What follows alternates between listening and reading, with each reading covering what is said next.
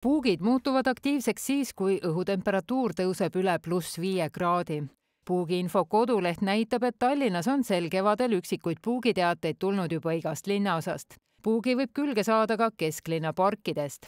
Kõige rohkem sõltub puukide arvukus maa-ala hooldusest, teiseks loomade olemasolust. Kõige rohkem leidub just seal, kus on palju loomi, et näiteks Vabaõhumuuseum, see on väga selline naturaalne koht, kus on väga metsalaadne piirkond.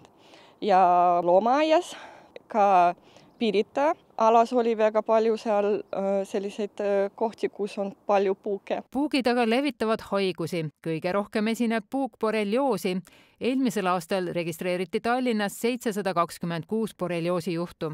Õnneks on borrelioosil ravi olemas, küll aga puudub igasugune ravi puukentsefaliidil. Tegemist on viirusega, mis nakatab kesknärvisüsteemi. Halvimal juhul võib see haigus lõppeda surmaga.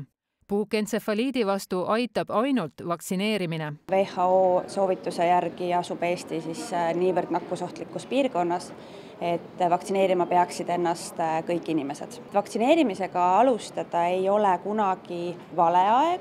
See kõige kriitilisem on see hooaja algus, et märts-aprill on juba selline viimane aeg, kui tahta nüüd selleks hooajaks seda maksimaalset kaitset saada. Esialgu on vaja teha 2 süsti järjest, mis annavad kaitse umbes aastaks. Vaktsineerimise kohta apteekides saab lisainfot kodulehel vaktsineeriapteegis.ee.